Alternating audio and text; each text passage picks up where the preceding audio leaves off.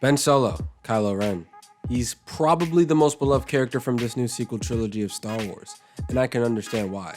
He looks cool, he's got a dope lightsaber, and Adam Driver gives a magnificent performance. I rewatched episode 7 and episode 8 at home, and I watched episode 9 at the theater again, and I came to a realization. This new sequel trilogy wasn't planned, and that's fine, a good trilogy doesn't have to be planned. But what I find really odd is that not even the character arcs were planned. This fault of the trilogy hurts Ben Solo's character the most.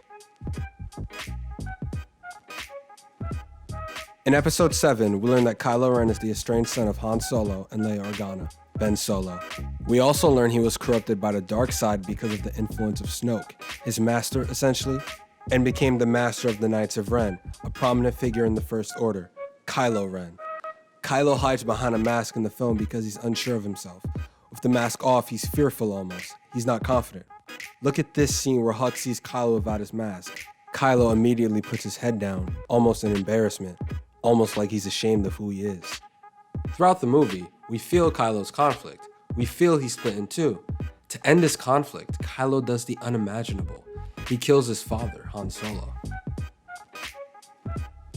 To me, while watching episode 7, this made me feel like the filmmakers wanted us to know that Kylo Ren is unlike Anakin Skywalker.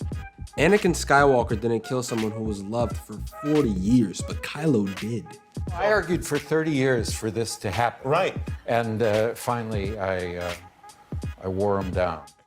It's important to note that while yes, Harrison Ford wanted Han dead for years, even back during the days of the original trilogy, Han didn't have to die this way. This desire by Harrison Ford is why Han was killed in episode 7, but Han could have died any other way. He could have been shot in the head by a stormtrooper, or he could have sacrificed his life for Leia, but this isn't what happened. Instead, the screenwriters chose something very different. The screenwriters chose to have Kylo kill Han. They know how much Han is meant to the audience. They know that this was crushing for us. It's not like Kylo Ren killed somebody who wasn't loved for 40 years. No, he killed Han Solo, a fan favorite of the original trilogy. I hated Kylo Ren after watching this, and I wanted nothing more than for Rey to beat him. And I can't help but feel like my hatred towards Kylo Ren by the end of episode 7 was the intention of the filmmakers by having him be the one who kills Han. Then episode 8 comes around, and at the beginning of the movie, we hear Snoke say, "The deed splits your spirit to the bone." But wait, wasn't that already how we felt in episode 7? I'm being torn apart. I want to be free of this pain. Kylo's way of being free of the pain was by killing Han Solo, so the statement by Snoke seems a bit inconsistent to me. Especially considering in the last film, Kylo was all about conflict. He was all about being split in two.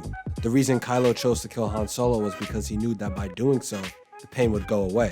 That's why Kylo says, Thank you. as he's stabbing his own father through the heart with a lightsaber, Kylo ends his conflict right there. So what conflict is there to have for him in episode 8? This just feels like a retread. Episode 8 also toys with the idea of a redemption for Kylo Ren, as well as a turn for Rey, but in the end, neither happened. Kylo is getting closer and closer to the dark side, and Rey is getting closer and closer to the light. So I want to talk about a very important and controversial character from episode 8, Luke Skywalker. Luke Skywalker is the man who did the unthinkable. He redeemed Darth Vader, a mass murderer. Luke was able to sense the good in Vader. That's who Luke is. He can feel the good in someone's soul. I know there is good in you. The Emperor hasn't driven it from you fully. People seem to have this idea that Luke is the ultimate redeemer and can redeem anyone he interacts with, and that's not exactly true. What's evident throughout the entire trilogy and in other Star Wars media is that Luke can have a positive effect on those around him. He was a strong influence as to why Han decided to end his selfishness and help the rebellion at the end of A New Hope. He was a strong reason as to why Del Meeko from the Battlefront 2 campaign decided to defect from the Empire and become a member of the New Republic. Luke tends to be a positive influence on practically everyone he interacts with. Luke is a character who is able to somehow always see the best in someone's soul. But episode 8 poses the question, what if even Luke can't sense that?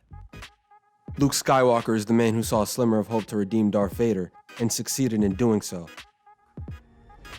You were right. You were right about me. Tell your sister. You were right. but Luke felt no such good for Kylo in episode 8. I don't think it's a matter of his character being written terribly or inconsistently. No, I believe Luke Skywalker seeing no good in Kylo Ren is a way to further establish how gone Ben Solo is. I can't help but believe that Rian Johnson's intention with episode 8 was to show how even Luke, this incredibly powerful role model and influencer, was unable to feel any good in Kylo Ren. It was to show how evil Kylo truly was. It was a decision of purpose, showing that even someone as good and as forgiving as Luke can't feel any sense of good in Kylo. Kylo is aware that Luke has redeemed those who were thought to be irredeemable before, and he mocks him for it. Did you come back to say you forgive me? To save my soul? No. This isn't just any man saying no. This is Luke Skywalker. If Luke can't even sense an ounce of good left in Kylo Ren, then why should we? Luke's unapologetic no is a way to show that Luke, if needed, is prepared to end the evil that is Kylo Ren. Episode 8 also deals with the ascension of Kylo Ren. At the beginning of the movie, Kylo destroys his helmet, signaling a change for his character.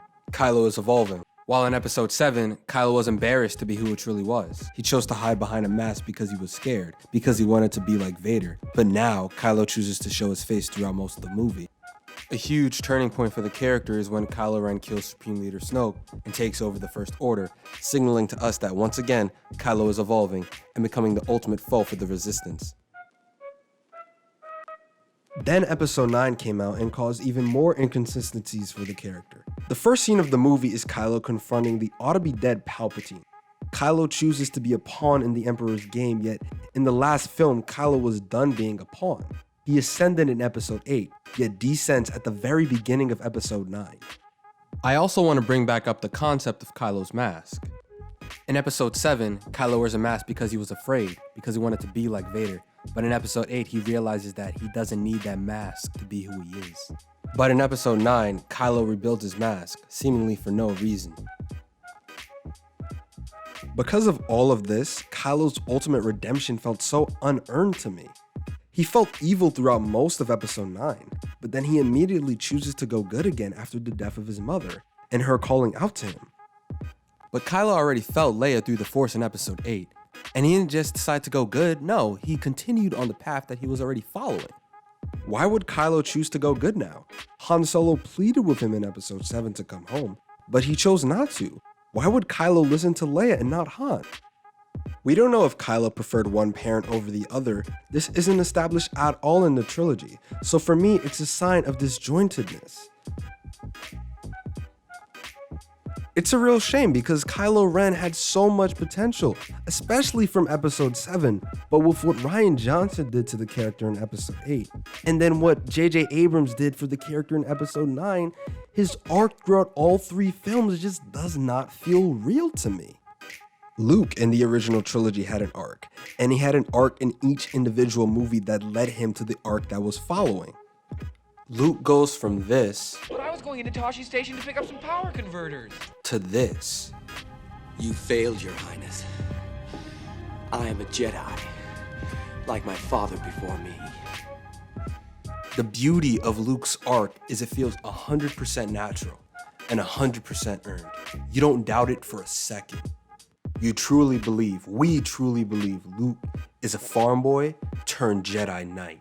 Same with Anakin Skywalker from the prequels. Like or hate the prequels, Anakin had a consistent arc throughout the 3 films.